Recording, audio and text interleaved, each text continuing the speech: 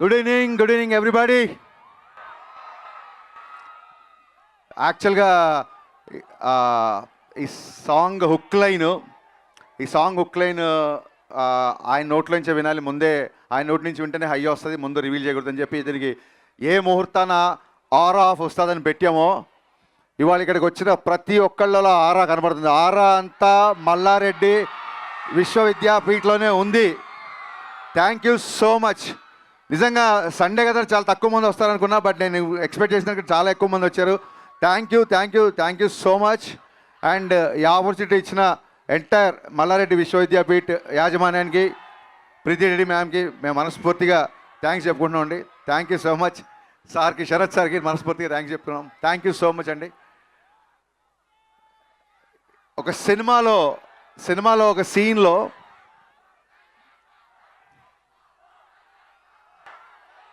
ఆయన గురించే మాట్లాడుతున్నా. సో సినిమాలో ఒక సీన్లో ఈ డైలాగ్ వస్తుంది. ఇదేంటంటే ఆ డైలాగ్ రాసే ముందు ఒక చిన్న నాలో ఉన్న ఆలోచన ఏంటంటే, ఒక 2 decades నుంచి కళ్యాణ్ గారి మేనరిజం చేస్తున్నారు, బట్ దీనికి ఒక వర్బల్ ఎక్స్ప్రెషన్ ఇస్తే బాగుంటుంది, ఇలా అనగానే ఒక మాట గుర్తుకు రావాలి డెఫినెట్గా అన్న థాట్ నుంచి ఆ డైలాగ్ వచ్చింది. ఆ డైలాగ్ వచ్చిన తర్వాత ఈ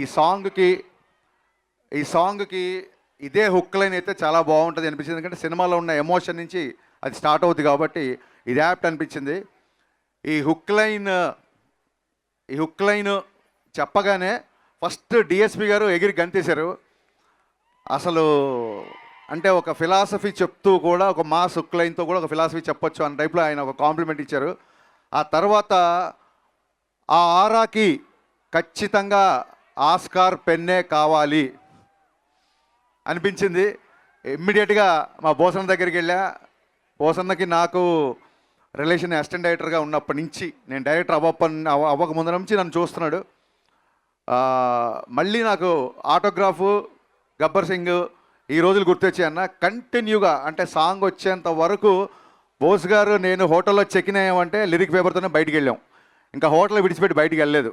నాకు తెలిసి ఒక 2-3 రోజులే కూర్చున్నాము. బట్ ఫస్ట్ డే ఒక 4 hours, సెకండ్ డే ఒక 8 hours సాంగ్ అయిపోయింది. యాక్చువల్గా ఫస్ట్ డేనే దేవి గారికి వినిపిద్దాం అనుకున్నాం, లేదు ఇంకొకసారి మళ్ళీ డబల్ చెక్ చేసుకుని ఆయనకు వినిపిద్దామని చెప్పి రెండో రోజు మళ్ళీ కూర్చొని మళ్ళీ కొన్ని లైన్లు యాడ్ చేసి అప్పుడు దేవి గారికి వినిపించాము.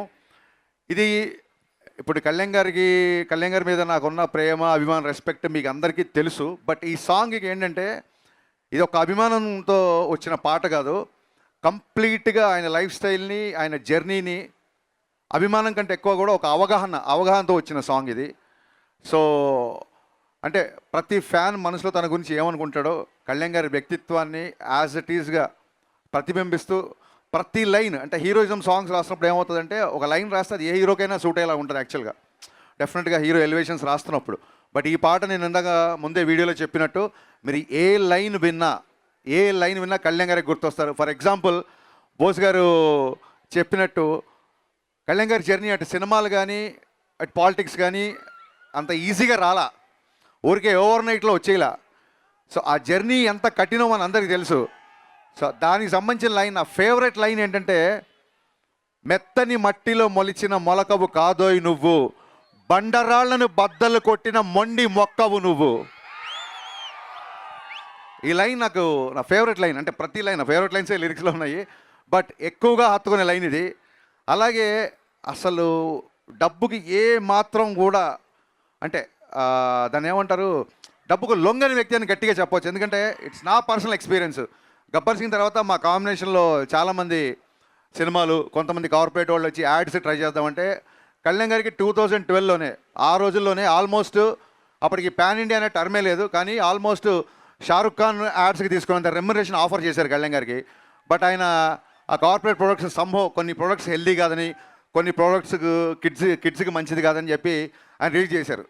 ఆ యాడ్ నన్ను తీయమన్నారు. నా కళ్ళ ముందు ఆయన కొన్ని కోట్ల రిలీజ్ చేసే యాడ్స్ని రిజెక్ట్ చేశారు. ఇంకోళ్ళు చేయడం ఈయనకి చేయకపోవడం అని కంపారిజన్ కాదు, ఎవరి ధోరణి వాళ్ళది. బట్ ఆయన వ్యక్తిత్వాన్ని ప్రస్ఫుటించేలాగా, అందుకే ఎక్కడన్నా తనకి నెగటివ్ ఉన్నా, ఎక్కడన్నా తనకి ప్రతిబింబక ఉన్నా చొచ్చుకెళ్ళే తత్వం అయింది. అందుకే ఆ లైన్ వచ్చింది, ఏటికి ఎదురీదడం అంటే ఎవ్రీడే ముందుంటాడు. ఎదురీదడం అంటే ఎవరైనా భయపడతారు, ఏటికి ఎదురీదడం అంటే ఎవ్రీడే ముందుంటాడు. ఎవరెస్ట్ అంతటి ధనరాశిని ఎంట్రుకలా విసిరేస్తాడు. సో ఈ జర్నీ అంతా ఈ సాంగ్లో పెట్టడానికి ట్రై చేసాము. లాస్ట్ టైం సాంగ్ రిలీజ్ అప్పుడు చెప్పినట్టే మళ్ళీ డిఎస్పి గారు పాట పెట్టలేదు, ప్రాణం పెట్టారు ఈ పాటకి. ఆయన నేను ఆల్మోస్ట్ ఒక 1 వీక్ 10 days నాకు తెలిసి ఈ పాటకు స్పెండ్ చేసిన టైం మనం ఏ సాంగ్కి స్పెండ్ చేయలేదు. చాలా రోజులు నేను ఒక 5-6 సార్లు ఈ పాటకి చెన్నై వెళ్ళాల్సి వచ్చింది. ఆయన కొన్నిసార్లు బాగా వచ్చిందంటే ఓకే అన్నప్పుడు కాదు కదా ఇంకా బెటర్గా చేస్తాను. కొన్నిసార్లు సార్ ఇది ఎక్కువ బీజం ఏదో మార్చాలని. ఈ సాంగ్కైనా తర్జన భర్జనలు మామూలు విషయం కాదు. But we are seeing the result today. Thank you sir. అంటే మీరందరూ కళ్యాణ్ గారికి రిలీజ్ అప్పుడు పాలాభిషేకం చేస్తారు కదా. దేవి గారు పాటాభిషేకం చేశారు, కళ్యాణ్ గారికి పాటాభిషేకం చేశారు ఈ పాటతో. అలాగే మా బోస్ గారు తన ఇంకుతో ఈ పాటకి అన్న శిరాభిషేకం చేసావు నీ శిరాతో, అందుకే ఈ పాట ఇలా వచ్చింది. Thank you so much. ఎక్కడికి వెళ్ళిన అడుగుతున్నారు ఉస్తాద్ భగత్ సింగ్ ఎలా ఉంటుంది. Now it's high time. Release దగ్గర పడుతుంది. March 26th సినిమా రిలీజ్ అవుతుంది. ఎలా ఉంటుంది అని మొన్న ఒక వెరైటీ ఇండియా మ్యాగజైన్, ఆయన ఒక నేషనల్ లెవెల్ మ్యాగజైన్ ఆయన ఒక క్వశ్చన్ వేసినప్పుడు ఒకటే ఆన్సర్ చెప్పాను. పవన్ కళ్యాణ్ గారి ఫ్యాన్స్, జనరల్ సినిమా ఆడియన్స్ ఏమేం కోరుకుంటున్నారో అన్నీ, ఎవ్రీథింగ్ A to Z పుష్కలం, యూ నేమ్ ఇట్. పాటలు, dances, dialogues, entertainment, action, even చాలామంది కల్ట్ ఫ్యాన్స్ ఆయన డ్రెస్సింగ్ స్టైల్ ఫాలో అవుతుంటారు. ఆయన డ్రెస్సింగ్ స్టైలు అండ్ ఎంత పర్టికులర్ అంటే మీ అందరికీ నచ్చే హెయిర్ స్టైలు, డ్రెస్ స్టైల్ ఒకటే కాదు, మీ అందరికీ నచ్చే హెయిర్ స్టైలు. 2 గంటల 30 నిమిషాలు సినిమాలో 2 గంటలు తృప్తిగా పవన్ కళ్యాణ్ గారిని చూసుకుంటారు. 2 గంటలు పవన్ కళ్యాణ్ గారు మేము ముందుంటారు. ఆయన మనస్ఫూర్తిగా నవ్వి ఈ సినిమాల్లో చాలా కాలం అయింది. దీంట్లో ఆయన సెన్స్ ఆఫ్ హ్యూమరు, సహజంగా ఉండే ఆయన ఎటకారం, ఆయన కామెడీ, ఆయన లాఫ్, ఆయన ఎనర్జీ, ఆయన swag, you name it, whatever you name it, that is there in the film. So కలెక్షన్లు, సక్సెస్లు అంటారా, ఇదంతా దైవాధీనం. బట్ సినిమాకి వచ్చినప్పుడు నేనేమనుకున్నానంటే ఎవ్రీ పవన్ కళ్యాణ్ గారి fan best of Pavan Kalyan experience ఈ సినిమాలో ఉండాలి అని అనుకున్నాను. అలాగే ఉంది. కళ్యాణ్ గారు లాస్ట్ సినిమా చెప్పినట్టు కళ్యాణ్ గారు ప్రాణం పెట్టి పనిచేశారు ఈ సినిమాకి. కొన్నిసార్లు పగలు అక్కడ మంగళగిరిలో ఉండి నైట్ ఇక్కడికి వచ్చేసేవాళ్ళు. 18 గంటలు, రోజుకి 18 గంటలు కళ్యాణ్ గారు పనిచేసే సందర్భాలు ఉన్నాయి ఈ సినిమాకి. అండ్